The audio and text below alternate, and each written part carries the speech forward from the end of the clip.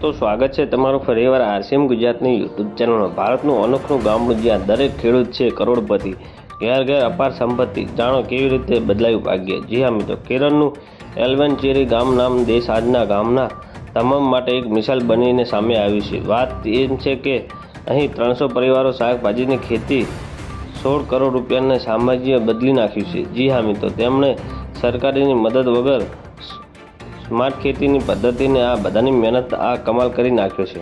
દર વર્ષે 5000 ટન શાકભાજી। વર્ષ 1996થી અહીં ખેડૂતો શાકભાજી અને ફળ સંવર્ધન પરિષદ દ્વારા સામૂહિક ખેતી કરી રહ્યા છે। જી હા મિત્રો, બધાનો ખર્ચ અને પ્રોફિટ વેચી નાખવામાં આવે છે અને તેમના વચ્ચે કોઈ વેચીટે નથી। તેમના કારણે અહીં ખેડૂતોને દર વર્ષે 5000 ટન શાકભાજીનું વાવેતર કરે છે। આટલા પ્રકારના શાકભાજી બગાડે છે।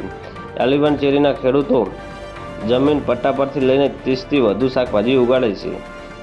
દૂધી, તુરિયા, કારેલા જેવા શાકભાજી સમગ્ર કેરળમાં મશહૂર છે। શાકભાજીની ખરીદો ફક્ત ગામ સુધી નથી પરંતુ પડોશી પંચાયતોમાં પણ તેનો ભાગ બની રહ્યો છે। સ્માર્ટ પદ્ધતિ ખેતી છે। ગામડાના ખેડૂતો મોડર્ન ટેકનોલોજીની પરંપરા જ્ઞાન મિક્સ કરીને સ્થાયી કૃષિ મંડપ બનાવેલ છે।